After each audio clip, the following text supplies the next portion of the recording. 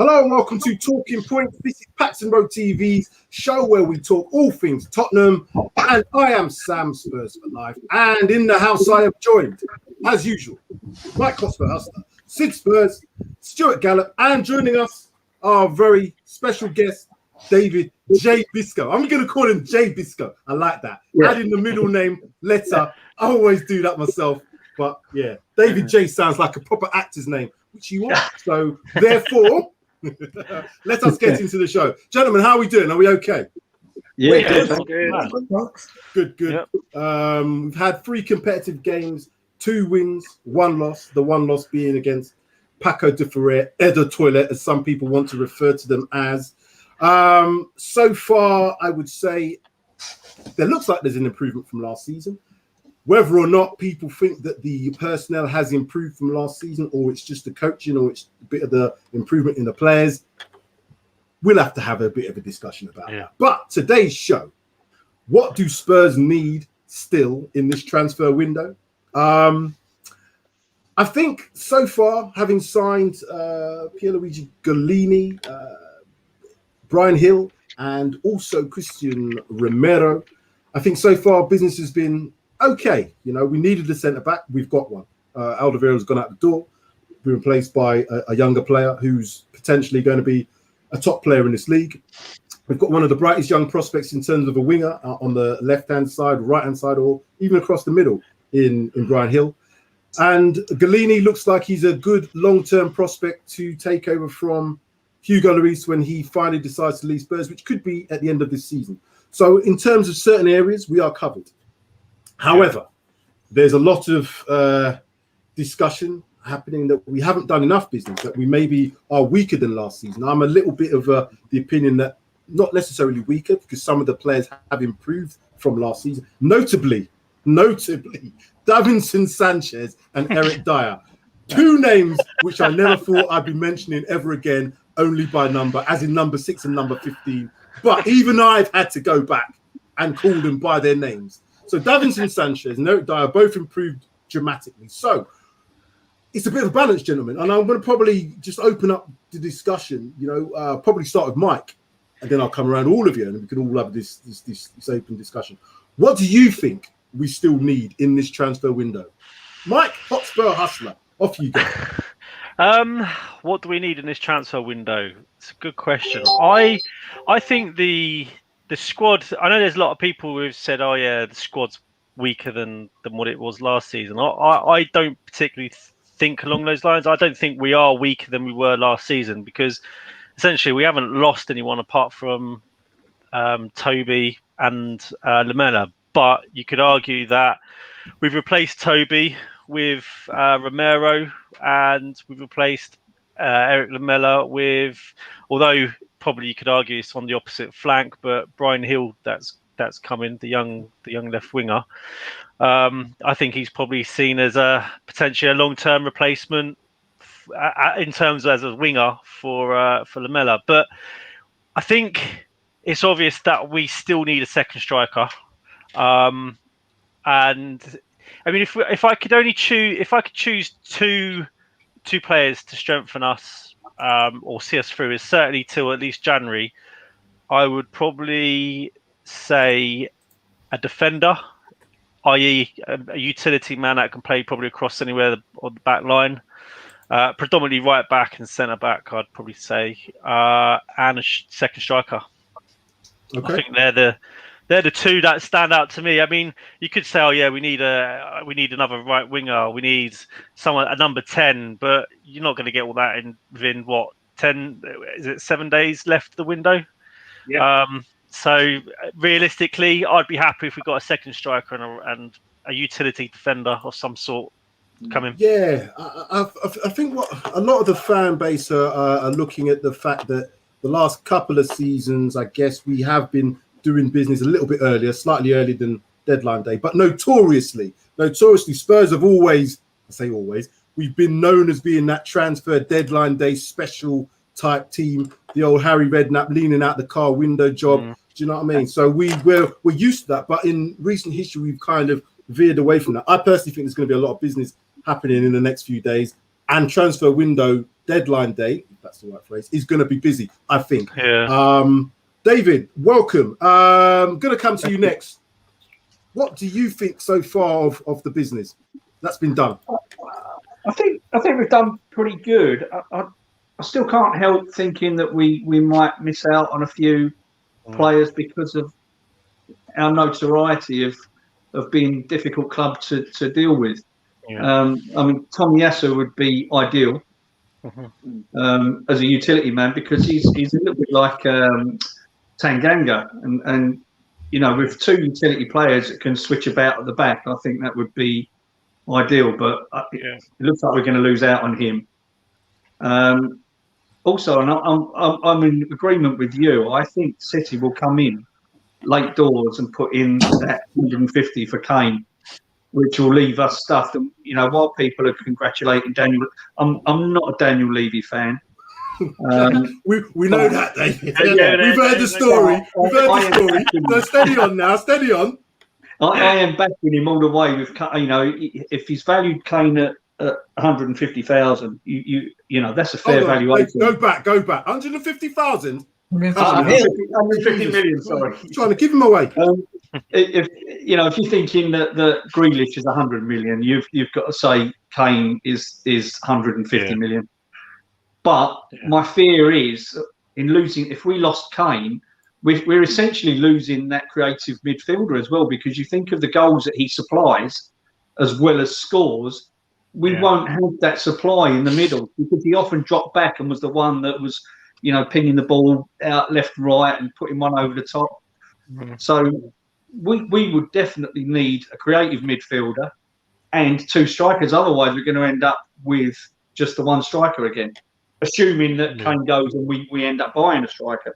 Although I'm looking at Nuno, and right from the off, he's been playing Sonny up front, and I thought, is that geared up for Kane going? And that is going to be the plan, just to keep Sonny there and replace the wingers. I thought, it was telling through pre-season, they were obviously doing a lot with Sonny trying to play for the middle. And I saw Sonny as being the man to replace Kane in terms of playing centrally.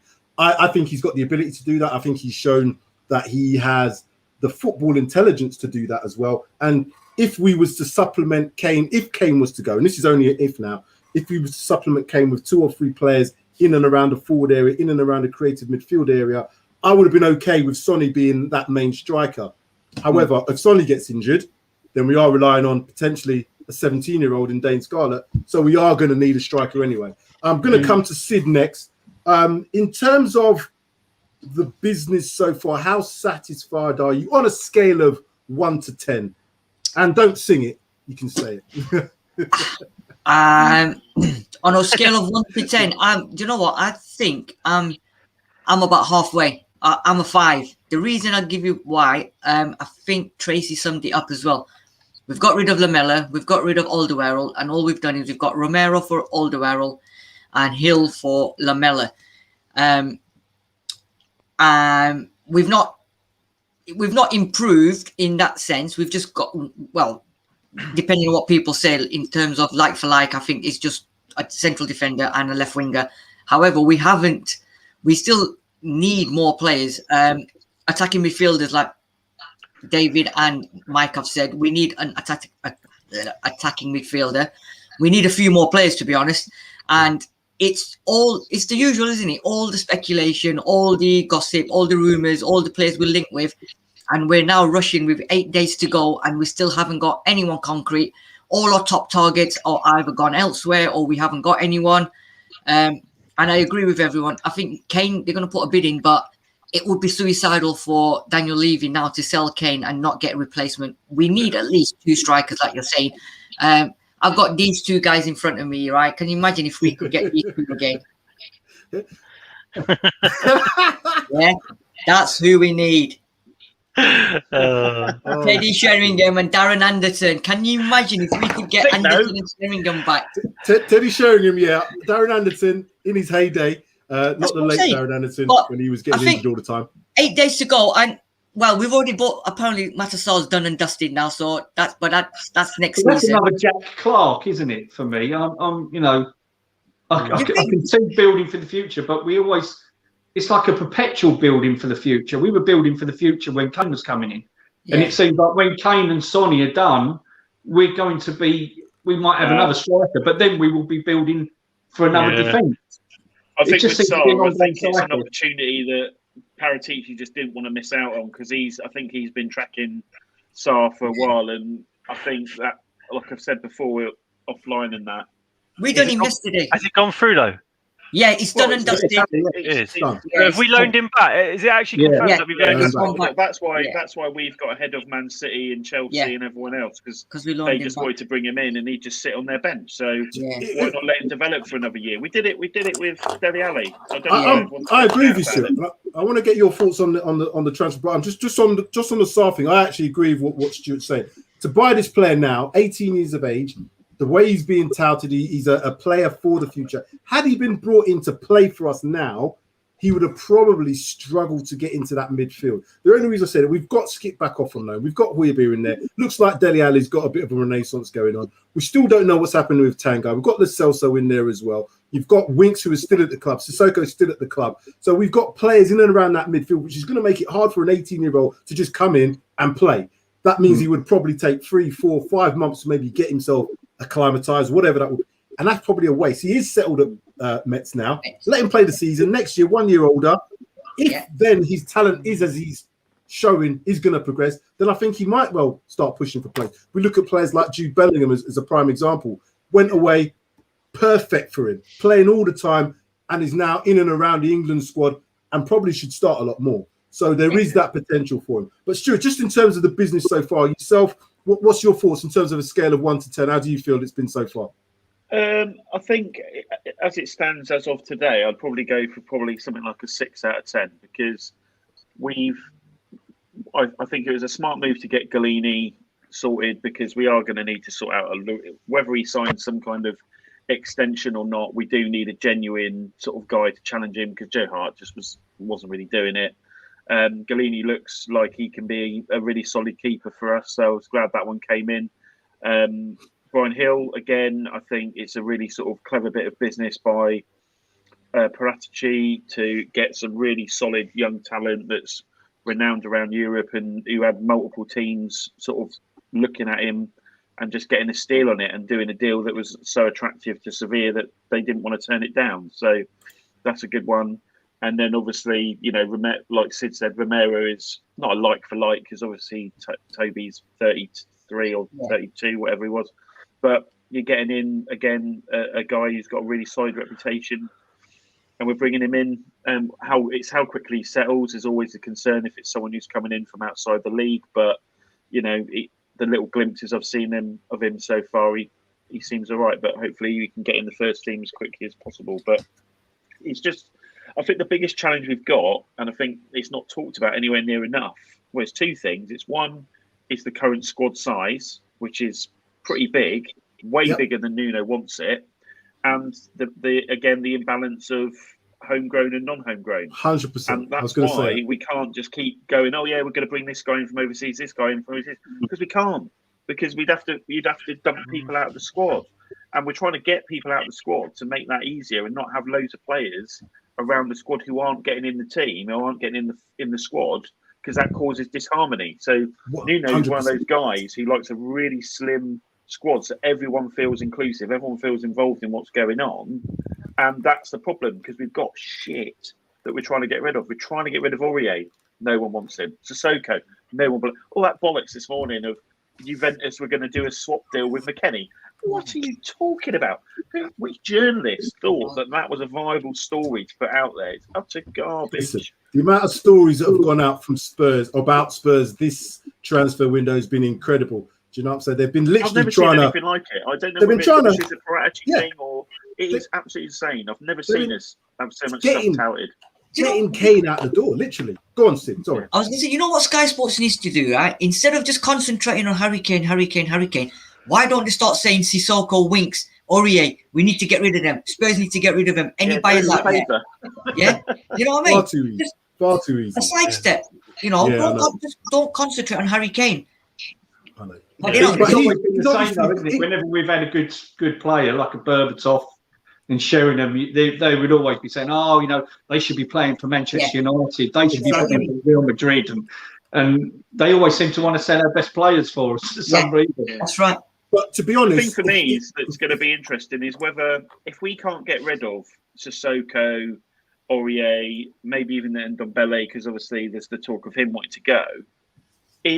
Are we going to do just something really late on where it's just like just bin them out any way you can get them to facilitate these moves? Because like the Tomiyasu thing, I genuinely believe the Tomiyasu deal is literally being held up by us not getting rid of Aurier yet. And I don't. The door, The thing is, I don't. Be coming in, but we can't sign it yet. It's not easy to. It's not easy to force players out the door. Though. I was just going to say it's not easy to force players out the door. As we've seen with Danny Rose, he stayed, pushed on to the under-23s, pushed on to the reserves, whatever it was, and he only recently have we got him off the books, and that's going to be the same for the likes of Harry Winks if we feel he's surplus to requirements. Well, Winks said he wants to stay, didn't he? Oh my God, I know. Well, that's just plain evil. That's just plain evil. David, whilst you're on, I'm going to ask you this, just based on Tracy's comment here. She thinks we've had terrible windows so far, considering Alderweireld, Lamela just being replaced. Do you think it's been terrible, or is there still time to solve the problem? That's a difficult one because it's so easy to say that it's terrible, but then you've got to say, if in any other year, apart from, you know, with this COVID situation, you could say, yeah, it's been terrible because all we've done is done like for like. But when you consider the financial climate at the moment caused by this COVID and lack of fans in the game, I don't think it's been too bad. I would score it a 5 out of 10. But we've always been a team that needs to sell, and needs to buy. And I think the trouble that we have, we've got so many players. I don't hate Winks. I don't like to slag him off, but we always seem to have players. Tommy Huddleston springs to mind. They get to a level and they show this promise where you think they're going to go, but then it just levels off and then just never improve. And then we struggle to sell them because Daniel Levy wants top buck for them. And equally, how he won't shift on prices that he wants to buy players for, he won't shift on players that he wants, the price on players that he wants to sell. So you think other teams that are going to be struggling financially, they're not going to want to pay 30 million for Harry Winks. And considering the way he's played, so anybody pays 30 million for Harry Winks, they seriously need some serious looking at, because that's a lot of money for a player. Because when we were talking about, and there's a lot of talk about Traore coming in and it being priced at 40 million, 25-year-old, a lot of people saying that's overpriced for someone who doesn't stack up in terms of his numbers. But again, if you're looking at 30 million for someone like Harry Winks potentially, surely Traore's got to be worth 40 million. 50 million for Ben White. Yeah, but that's Arsenal, isn't it? We can't help how the market's been inflated, because it happens every year. You have one deal in the UK transfer system that inflates the rest of the market, and that's always been our problem. In that, 100%. Well, not our problem, but the general. Imagine if we got 150 million for Kane, all these clubs that the players that we're looking at, they're going to go, hang on a minute, Spurs have got money to spend. And then they'll go, I want 20 million. And it's actually really only 50 million pounds. Yeah. I was just going to say, the current Spurs squad is 35 players. And there's no way that Nuno wants that many players. The only reservation I have with Nuno wanting the slim squad is if he ends up going the opposite way and he has this slim squad or smaller squad that he likes, if we pick up injuries, then you're just going to find the squad almost on almost bare skeleton, because if he wants to trim it right down like he does like when he was at Wolves, he didn't have the strength in depth. If you have 22 solid players, you've got 2 teams. So that's the ultimate goal, isn't it? You look at Chelsea. I mean, they were talking about that earlier on another channel earlier on. Like, you look at Chelsea's current squad, they can field 2 first team 11s easily now. It's ridiculous. Yeah, they've got where we want to get to, aren't they? I think that's ultimately what you'd want. You'd want a player for every position. But look what happened to Liverpool last season. They got devoid of their centre back. So it doesn't take much. An injury, few suspensions. You know, it has to be a balanced squad. As well as that, I think you also need players that are, I hate to use the word, but utility players that have got different positions that they can play. Someone like Tomiyasu coming in has potential to play centre back, play right back. We've got someone in the club like Piscozzi who can play centre back and play right back and even play left back as well. Them sort of players are invaluable when you are looking for a thin squad or thinning down your squad, because you have to be able to rotate players in and out. God forbid we have an injury to someone like Son or Harry Kane in the early parts of the season. Yeah, we'd be really struggling. Do you know what I'm saying? Always the gap, isn't it? That's always the area that we've struggled in. Always the area. That we do really need to get some more reinforcements in, because, you know, we talked about it the other day where, you know, Moura and Bergwijn have a pretty decent game against Man City. Bergwijn was all right again against Wolves, but Moura just didn't turn up. And then obviously Son was carrying some kind of knock that he picked up just before the game, and Son and Moura are both pretty much non-existent in that game. And it's just like, who can you then bring on? And that was the thing I noticed in that game. Like, you looked at the bench later on, especially when we had Tanganga booked, we had Skip booked. Who are you going to bring on when the game was that tight and we were sort of being really sort of held back? You're not going to bring Doherty on in his current form, and you're sure as shit not going to bring Winks on, because that's just madness at the moment with the way those two are playing. And it's like, we do need genuine people who can challenge and step into a part of the pitch and be as good as the person who's starting ahead of them. But it's that balance of having a squad situation like that, but keeping everyone happy. And I think, in terms of squad size, I do agree with you, Mike. You don't want to get it too small because it becomes really risky.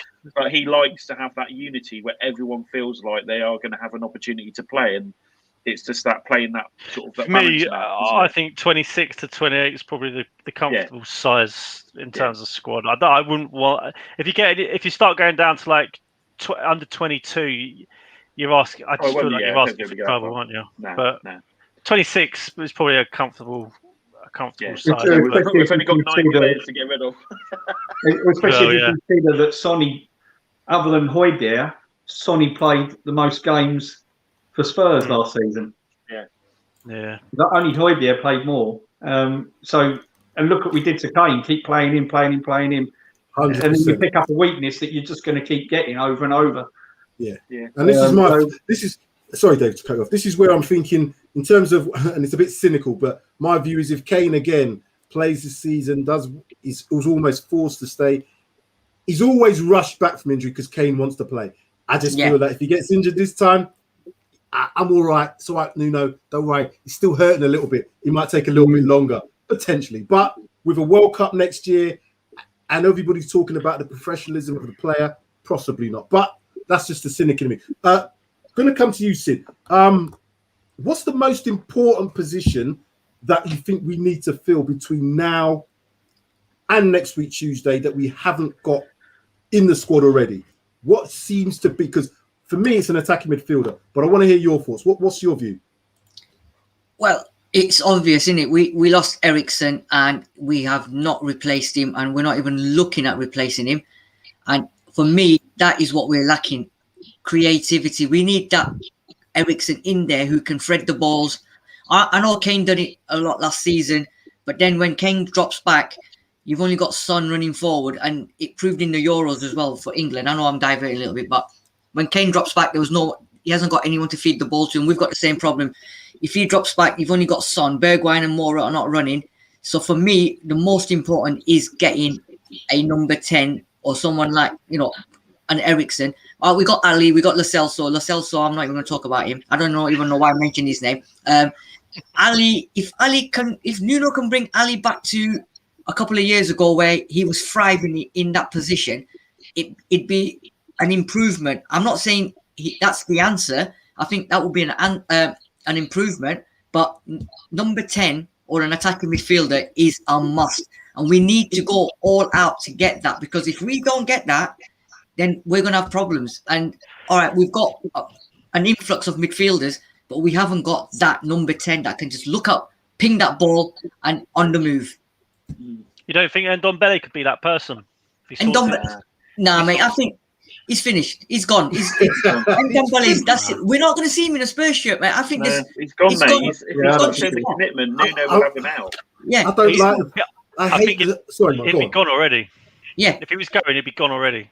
Well, I don't think they can get him out. Sorry to interrupt everybody there. I don't think they can. It's as easy to get a player like that out of the door. He's on 200k a week. He's be on the loan. A player that's the biggest transfer signing that we've had at 54 million we paid for him. That sort of player, you either got to sell him to someone who's got that type of money, and there's not that many teams in world football at the moment who've got that type of money. Who's going to pay him what he wants? I don't know what his contract length is, but it can't be less than a couple of years at least.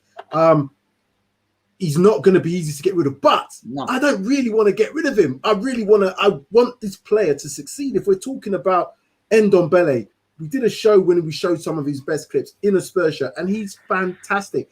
We're going to get ridiculed from players saying, well, or people outside of the Spurs community say, well, he's not good enough because he can't get on the pitch and all that skills for nothing. But there's got to be something in the player that needs to be unlocked. I just don't know what it is. I don't know what it is. Well, that's what Nuno said in his press conference the other day, wasn't it? He was saying that, it's all about he has to do it. It's him.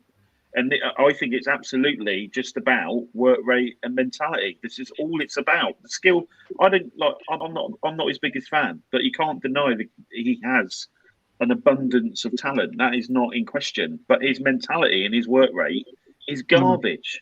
And if you put him, the only position you could put him into at the moment is where Dele's playing, right? And Dele's doing 11k a game at the moment.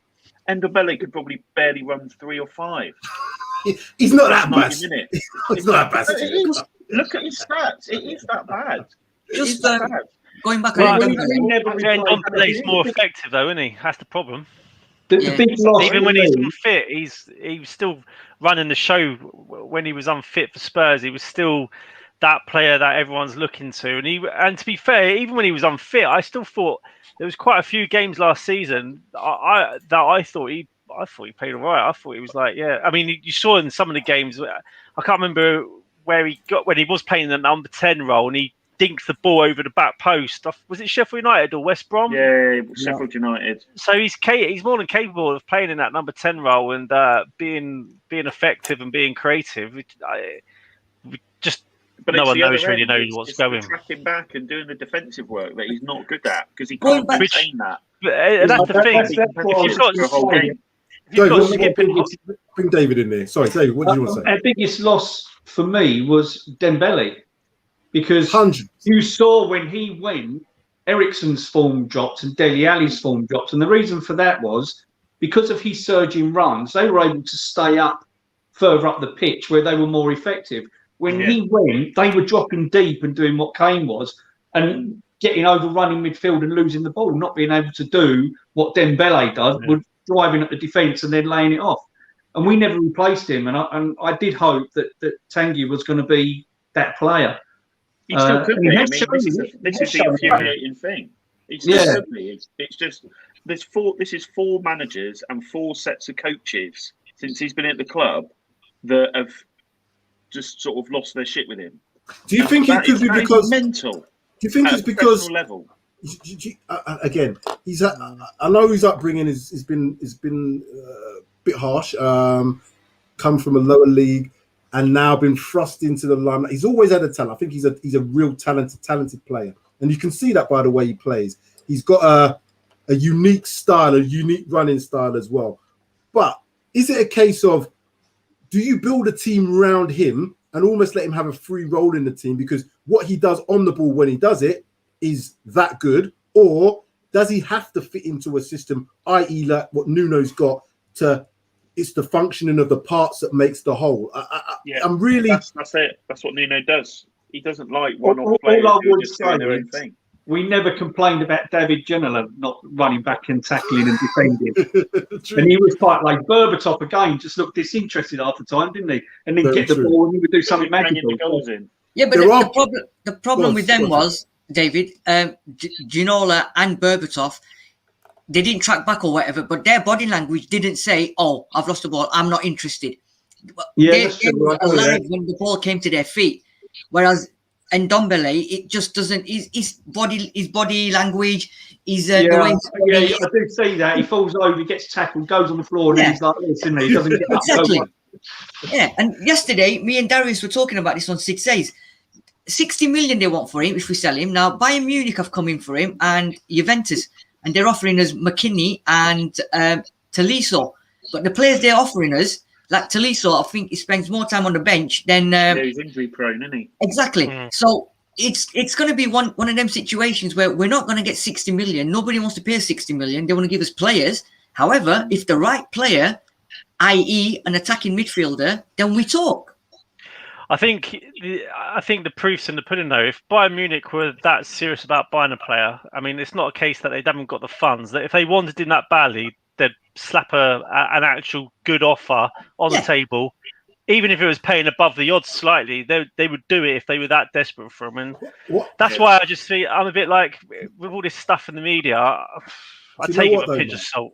Do you know what, though, Mike? I think, as with anything in life, you know, if you want to try and get something, you might try. And I know what you're saying. You'll pay over the odds, but at the moment, I think teams and clubs are testing the resolves of other clubs. You know, why not go with a bit lower because of the state of the finance with what's happened with COVID? Why not go in under the value and just see what happens with a club? We do that all the time as Spurs. We go underneath the value that a player's worth and hope that we can bring them down. There's no reason why anybody's not doing that to us. So with Ndombele and Bayern Munich, they could really want this player, but they don't want to pay 60 million. I wouldn't want to pay 60 million for him because that's a real risk. You've got as well. That's 100%. David, go on. Sorry, go on. Finish off. Was you going to say something, Stuart, on that? No, I was just going to quickly say. I think in terms of Ndombele, I think that the solution is either it's some kind of swap deal. Where it's like 2 loans or something like that, and you decide where it's at in a year or something, or it could well be that he will just be held back until he reaches the levels that Nuno wants him to get to, and that might be 6 months, that might be next week. It all just depends on, because he's training, he's obviously in and amongst the main team and all that kind of stuff, but there's obviously something that he's either not done or he's not at yet that is making Nuno want to put him in this, because not to even, like, when you've got a bench of 9 players and he's not even making that's absolutely insane. Well, that is insane, because like I said, that means he's not even getting an opportunity to prove himself, because of what he's done in training hasn't proved that he's even able to be put on the bench. So that is a telling sign. Yes. Can I just quickly say something, because something just popped up that apparently Real Madrid have just bid 160 million for Mbappe. Wow, yeah. Well, that was inevitable, wasn't it? He said he wants to leave, and they've said that they're willing to look at offers. So it'd be interesting to see if he leaves Real Madrid, do they go and pay all that money for Ronaldo, or do they even go in for Kane? They're going to go for Ronaldo. If we're going to bloody sell Kane, I'd rather it was to PSG than bloody Man City. Still, though, it still puts in that difficult situation, doesn't it? Like, would be desperately searching around for strikers and paying over the odds. Which is why I don't know if this might be part of it. All these deals are kind of on a bit of a tender hooks, and maybe if things come in, then they can act quickly. Maybe they've got some agreements to say, well, we're going to do this deal if Kane goes. The Martinez deal is one of those ones, because I don't believe we're going to bring someone like Vlahovic in or Martinez unless Kane's gone, because them type of players I don't see sitting on the bench. I don't see this. Are those clubs going to be prepared to wait and see whether and then put themselves in the shit? Exactly. You know what I mean? It's a whole domino effect. You're right, David. Yeah, it's a massive domino effect.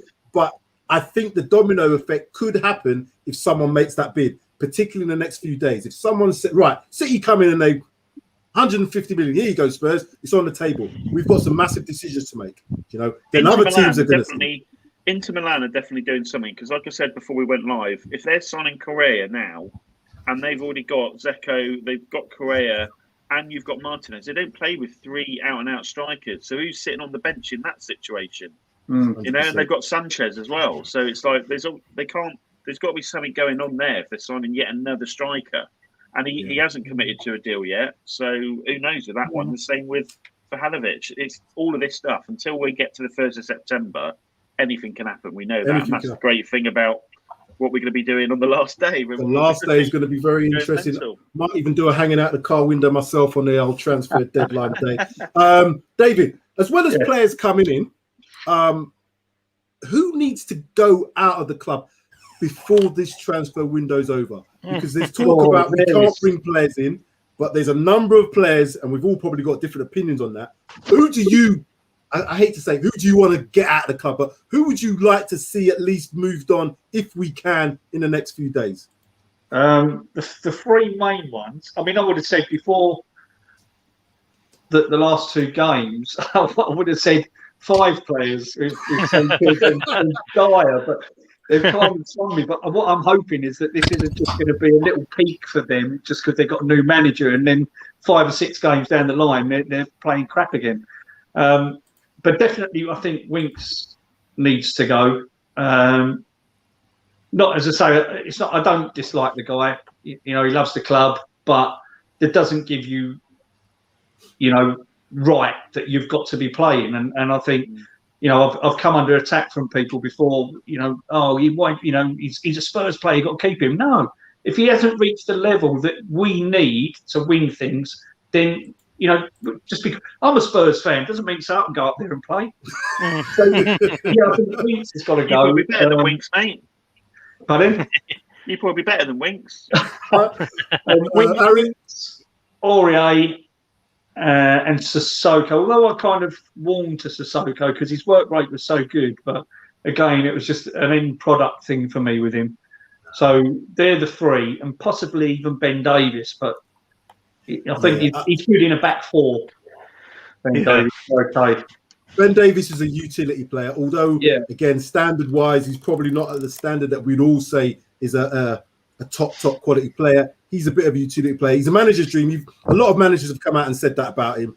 Ben Davies, he trains well. He does this. He's never going to moan about stuff. He can play left back. He can play left side as centre back. Do you know what I'm saying? So he's a player that, so I like and him. he does try. He's a trier. We all like a trier, don't we? We all like a trier. Mike, is there anybody else that David mentioned that you think you're in agreement with or disagreement with? What's your thoughts on players who need to go? Players that need to go, and if we're going to be, I think David's probably hit it on the nail on the head. I would say, if I was to be realistic in my own thoughts, I would say if we can get rid of 2 players this window, then that would be spot on. And those 2 players, for me, would be Aurier and Sissoko. Winks is a better footballer than Sissoko, so I'd keep him over Sissoko if I had to choose between the 2. And he's homegrown, but I just think Sissoko, he hasn't played anything. He hasn't played any football, not even in pre-season, from what I remember. So the writing's on the wall for him there. So just put him in a buy one get one free deal. Who cares? just we've said, haven't we? We just sneak him in a car and he'll just turn. I tell you what, if they want to buy, if someone comes in for Aurier, just say, look, we'll chuck in Sissoko as a freebie, and we'll pay his flights. Done. Just get rid. I know it's easier said than done, but it bloody is, isn't it? It's a lot easier said than done. That's the problem. We can say this, and this is what I find a little bit frustrating because, as I said, I've been involved with football, I've been in coaching as well, and I've seen what you can't just. It's an ideal. Let's get rid of Winks. Let's get rid of Sissoko. Oh yeah, get him off. You can't just do that. Players are signed up contract-wise. Certain things in clauses within contracts means you just can't shift them on that easily. Plus. You need someone who wants to buy these players. Now, it's the same thing. If they're not performing, why would someone play over the odds for a player that's not in your squad and in your team anyway? This is what I'm saying the problem with Ndombele is. Although he's a massive, massive talent, he's cost a lot of money, he's not in the squad. So there's certain vibes that's probably being shown to other managers, other teams that saying, well, hold on a minute. We're not going to pay 60 million for this guy. Let's try and get him for 30 million. If they really want him off the books that much, they want his wages off, let's go with a cheeky bid. This is where I think we're at. So Daniel Levy being the businessman that he is, he's not just going to accept bids of lesser value for players that he considers to be higher value. So Stuart, in terms of that then, is there anybody else that you feel that you want to see out of the club? If you can get them out, that's the point. I think, again, a lot of it's going to just depend on potentially who comes in. But I think one of them, I'm just like really sort of frustrated with Doherty, and he's just not turned up in a Spurs shirt, and I don't know whether that's Mourinho's just totally destroyed his confidence, or whether he's not at the level that we thought he was, so he's not obviously going to perform to that level. I've just got no faith in him to perform. I'd rather have Pascozzi coming in at right back behind Tanganga than Doherty, which is every time I've seen Pascozzi come on for Doherty or Aurier or whatever, he's performed really, really well, and he's performed, in a really solid way. So that's one. But again, the biggest issue we've got. You wouldn't put him as a priority, would you? Though? No, you're not going to say if someone says to you, right, you got to keep one, Doherty or Serge. You're not going to. No. It's got to be. And again, this is a problem with Serge and Sissoko. It's not just about them being average and we need to get them out. It's the balance of the squad between the homegrown and overseas, and I think that's why they are such a priority. Is because I do genuinely think they are literally holding up other signings because of the balance. Said he wants to go, doesn't he? So it's pointless keeping someone doesn't want to be there. Yeah. Wow. Yeah. Are we? If we're saying that about him, then Harry Kane hasn't pulled up trees about he wants to stay at Spurs, but he's a player. Again, we may. As I said, I think our resolve is going to be tested with Harry. Sorry to go back to Harry Kane again. But this is, again, players may want to leave and players may not want to play. But if they're contracted to a team, a club, surely they've got to be professional in their approach. Yeah. Again, I know it's hard to say because we're all human. And if you was at a job that you didn't like, maybe you're not going to put in the performance that you would normally do if you was at somewhere that you really wanted to be at. But these are professional footballers on a lot of money. And this is the point where people they have a bit of umbrage to it because they see players like Ndombele. The players in the club see him on 200k a week and think, hold on a minute, this guy's pretty much doing nothing for that money. And this all goes around, and this is what you're saying about having players in and around the squad who are not playing, who are maybe picking up a packet. Can you deal with too many of them? Can we have Aurier? Can we have Sissoko? Can we have Ndombele? Can we have Winks in and around the team and the squad and expect them not to have an effect on some of the others within that? That's going to be the difficulty. So I think we need to probably concentrate on one or two going out the club as much as one or two coming in the club over the next few days. That's my opinion for that. Yeah. Just a quick shout out to those watching. Tracy Kidd, Last Minute Winner Podcast. Thank you. Spursy 141. Jody, happy to see you. Sean Earl, Spurs-tastic. Solo, good evening, Solo. Who else have we got? Sean Snow, welcome in the house. DMT 1985 or 1985, I should have said. I was just reading out the numbers there. Pamela Slims, I think that is. Thank you for watching. If you are new to the channel, please hit that subscribe button as well as that like button. Really appreciate the support. And let's get into this last part. Right, okay. Going to start with you, Sid. What do you want to see happen, ideally, between now and deadline day on Tuesday for Spurs? What's ideally your scenario that you'd want to see happen? First and foremost, Harry Kane saga needs to be put a stop to tomorrow. If I was Daniel Levy tomorrow, I'd just say, do you know what? Enough is enough. 150, see you later. And I wouldn't even sell him, to be honest, now, because he's getting to that stage where we're probably not going to get a replacement. But everyone keeps going on about transfers in, and you stole my thunder actually, because on 6 days on Friday, we was going to actually do not a transfers in, actually, we was going to do a transfers out show, because all we've been concentrating on is who's coming in.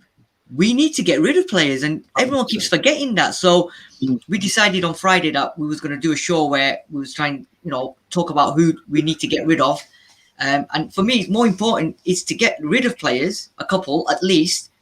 And I've said it before and I'll say it again. I think creative midfielder, we have to get one in.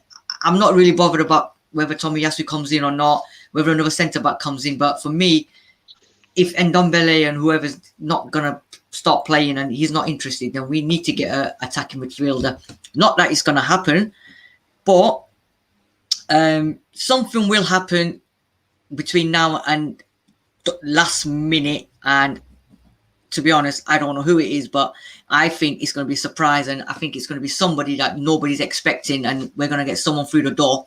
It might not be a right back, might not be a centre back, it might not even be an attacking midfielder. We might even end up getting a striker. Who knows?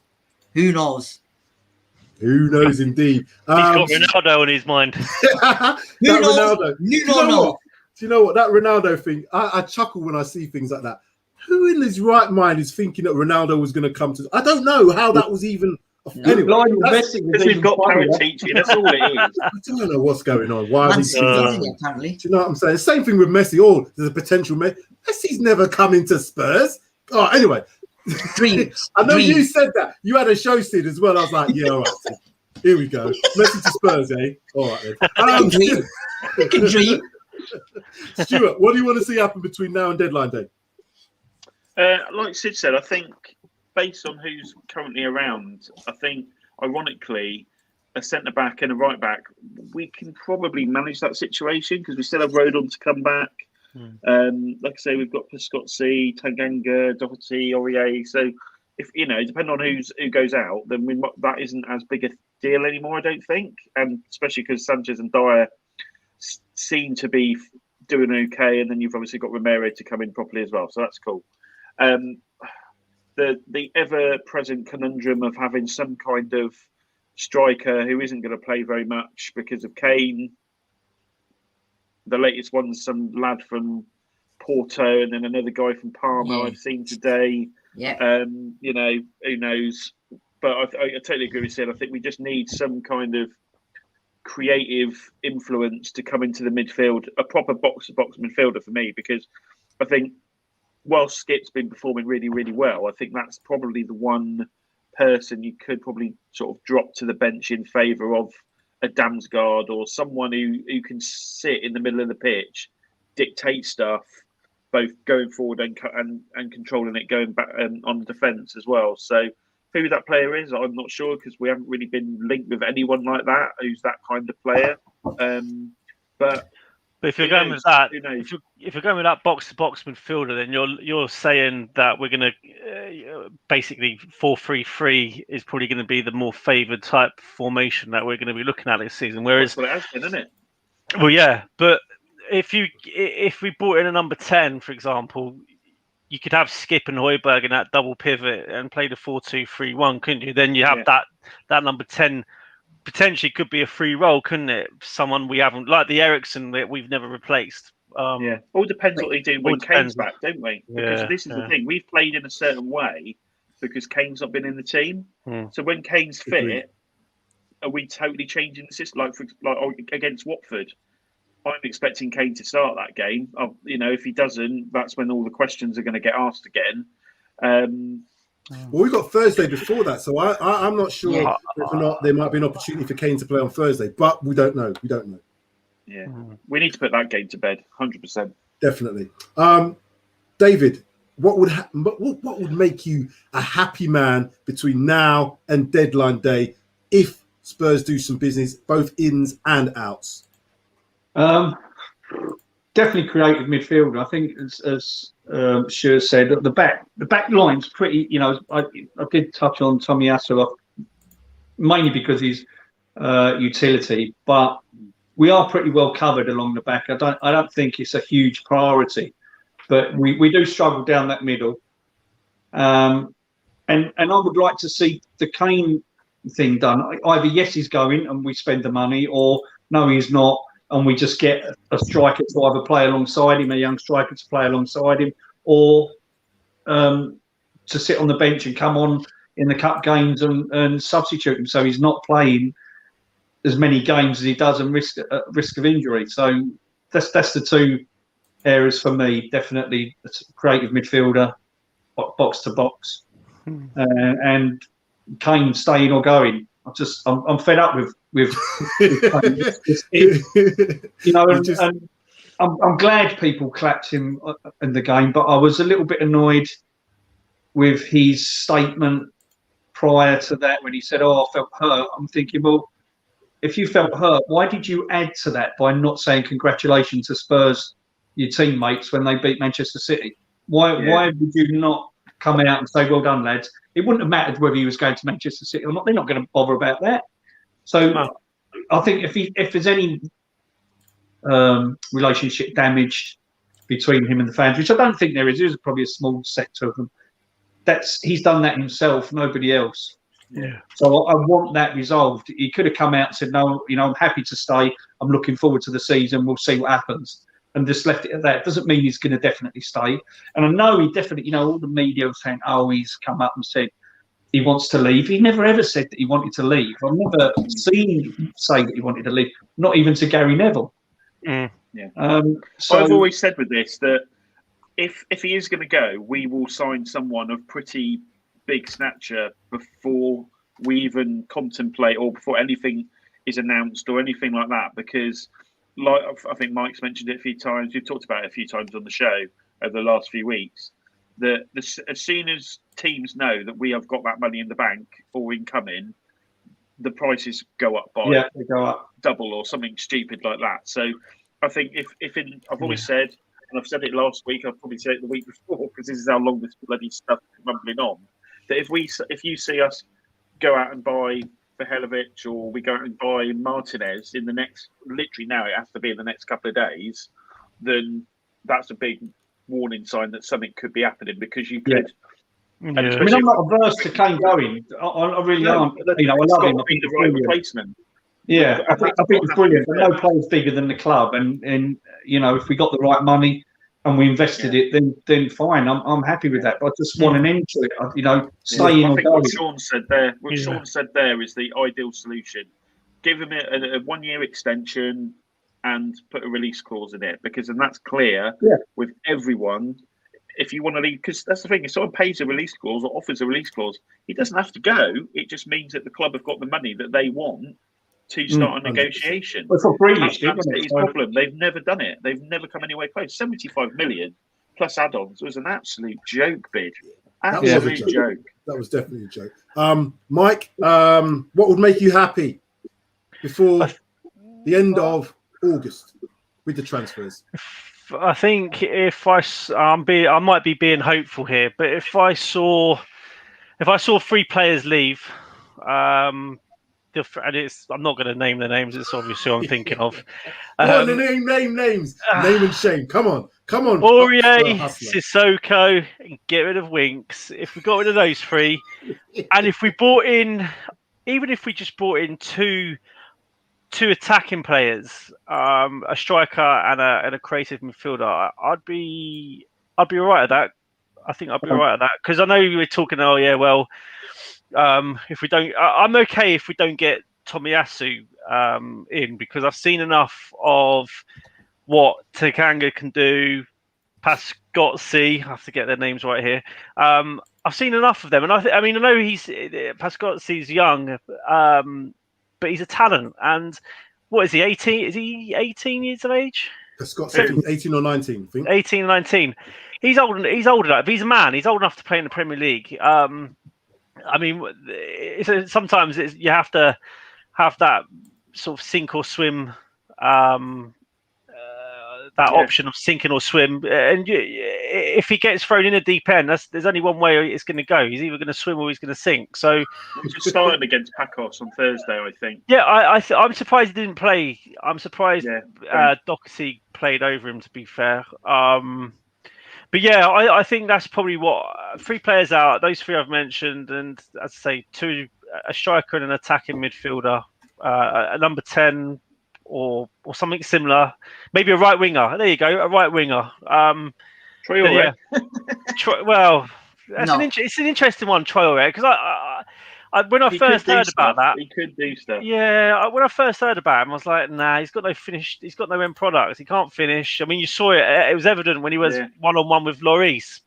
He should have hit the back of the net, but he could do stuff, like you say. I mean, he could be a proper nightmare for us. I mean, if a lot of teams or any team that we're playing against is focusing on Traore, and that's freeing up space for Kane and Son to exploit, even Ali to exploit. It could be quite a big asset for Tottenham. So I'm kind of warming to the idea of Traore actually signing for Spurs. If it was to happen, I wouldn't be adverse to it. I'd be interested. It'd be intriguing to see how that front 3 would work of Kane's Son and Traore, because Traore can play both sides, can't he? He can play both sides, and he can play through the middle as he can. He did, but he didn't score. Both through the middle. Gentlemen, I'm just going to read out a few of these comments here because we had so many comments. Again, thank you to all those watching. We've got over 60 people in the house watching live.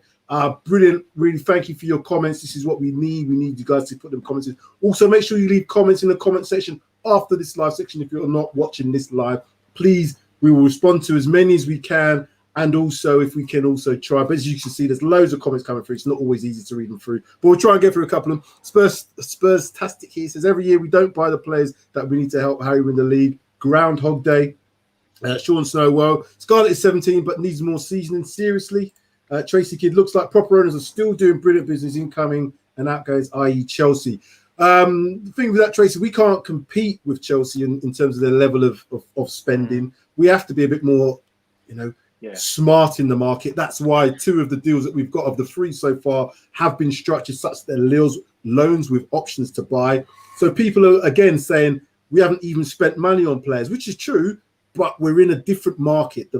Someone's mentioned here the COVID market. It's going to have an effect, and we have to take that into consideration. I know we've got billionaire owners. Chelsea have got billionaire owners, but they're just not going to go and spend the money as we have seen previously.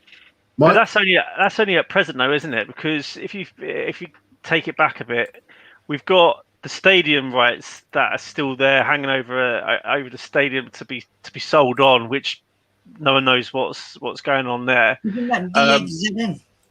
Sorry, DAZN Sports apparently, from what I last heard, they're putting a tender in for it, and if they get it, they're massive in America, aren't they? So I haven't heard of them before. Yeah, that's in a massive. They've raised loads of money recently. They're going to be massive. Yeah. They'll be in the UK soon. They've already started boxing and stuff over here. It's just they haven't secured UK rights to any football or anything. But they will be. They'll be challenging in the next year or 2. But then you've got the NFL with the franchise, which it's going to sit at Tottenham, isn't it? Let's be honest. Yeah. And then you've got all the stuff that's going on at the stadium, all the gigs, all you've got the boxing, you've got loads of events going on that's going to be held at the stadium. So going forward, maybe not this year or next year, but if you said that in the next 5 years, the funds should start coming in to help us compete with the likes of your Man Uniteds, perhaps your Chelseas, etc., where we can be a bit more competitive in the market with transfers, etc. And these sort of players that are out of our reach at the moment for financial reasons, they might be more in our reach in a few years down the line when, let's say, the stadium's paying for itself and bringing in the revenue that Levy's obviously hoping it will bring in. I do think you're right in that sense, Mike. But what I think, and I've seen it just from the way that we're doing the business at the moment, we're aiming for a slightly younger player, more prospect player, ones that you could probably pay a little bit less in terms of wages. Because the problem is you can spend big money on transfers. You spend big money on transfers, you have to spend big money on wages as well. So the players that we'd be looking at, they are going to come in for like the 70, 80, 90 millions. They're going to command 150, 200, 250, 300K a week. We've seen what can happen with the likes of Arsenal having to pay 350 grand a week for, what's his name, Aubameyang, having to do the same thing with Ozil. You might get forced into doing that. And again, then we're going to be on the other side of the coin. We can't get rid of these players. I think the way the model is at the moment is acceptable if we can get the right players in that fit the way the team is going to play. So if Nuno's got a way of playing it, structured, get the players in that suits that, regardless if with the age. Because like I said, this Sarr deal looks like it's a really good one because the player looks like his talent is going to be of that level that he can come in and do something within the team. Skip coming in, again, the same sort of thing, 20 years of age, fits exactly what we required at the moment. Højbjerg, when he was bought from Southampton, did exactly that. So it's about keeping the right manager, I think, for me. Thing is, if we've got Sarr, and if he's as good as what it's led to believe, for me, if he's good enough, he should be in the squad. Why we put Mike, no, that was honestly Mets. We would not have got that deal if we were like, no, he's got to come to the squad now, because the whole point of Mets doing the deal was to get the money now and to keep the player, because they're financially in the shit and they don't want to lose one of their best assets because he plays all the time for them. So that's why because we were the only team that went, boom, that's what we're going to do for you. We're going to give you the money now and you can have him back. But what if we paid for him? 15 million, isn't it? Yeah. Which in 12 months' time, we'll probably double that. But if we had tested their resolve a little bit more and been like, okay, we'll offer you some more. I know this is Levy, it's Tottenham we're talking about. We're not doing that. But if you offer them a little bit more money and say, actually, we'll offer you this money, but we want him now. Test their resolve. If they're in a difficulty, money talks, doesn't it? So I know you could argue that with Kane Kane and Spurs, but I don't know. Villa was in trouble when they wanted to sell. Villa was in trouble when they wanted to sell Grealish. And he wouldn't go that. He wouldn't do that. He wouldn't do what he's done now and said, "Oh well, there's the money." He flunked out of it, and then we lost him. Yeah, and then they got someone that come in and said, "Actually, we don't need to sell him now." Yeah. Guys, it's been a really good one. I'm gonna bring things to a close soon. But what I'm gonna do firstly, come to you, David. Could you tell the viewers where they can find you? Not on Twitter, but where they can find you elsewhere. Sorry about that. I had to get that one in. I've just got www.davidjbisco.org. You can see all my acting pages and things. And obviously on Facebook and Instagram, David J Bisco at David J Bisco. So yeah, give us a like. Follow me back. I'll follow you back. Fantastic. I had to jot that Twitter one in. I thought that was funny, but maybe you didn't find it so funny because that's not very nice to be off Twitter. Anyway, I'm not those views. I don't know. I'll be all right with that sometimes. I sometimes I wish I was off Twitter as well. It got really toxic anyway. So as it does. But anyway, viewers watching, thank you. We had over 70 people watching live. Thank you very much. We appreciate all the support you're giving us. So please hit that like button. If everybody does that now, really get them analytics up for us. Keep on following us. We have plenty of stuff coming out. We have coming up soon. We have this show coming up soon. Let me just get rid of the comments here. It is a lineup. What we're going to do a prediction in terms of, who's going to be playing for various games. We're going to start off with the league games. Hopefully Darius 3K and possibly Sid may. They may. I'm not forcing you. They may do a lineup show. There's plenty more to come from us, by the way. Again, thanks for all the comments. Thank you guys for a really good show. It has been immense. And we're now up to the hour mark, and it's time for us to go. Before we go, though, Deadline Day special on FTB Sports on Tuesday. A number of us will be appearing throughout the day. Look out for FTB Sports and the Transfer Deadline Day special. Sid, I think you're Sid. I know Sid's on there at some point, I think, and also Stuart. Stuart's on there twice. He's a greedy little so-and-so. He's getting on two slots in there. I love Deadline Day. I would have done it all day long. I've got no issue with that. I'm sure Hustler may be appearing on there. Maybe he might not. He might be, We'll see if Hustler's on there. But I'm on there at some point. I think it's 9 o'clock. But yeah, those of us who are going to appear on there, look out for that. It should be really good. Because I really do think we're going to have a bit of a deadline day to go through. Let's hope it's not players like Harry Kane leaving, but I got a feeling something's going to happen. Anyway, that is it. Time to go.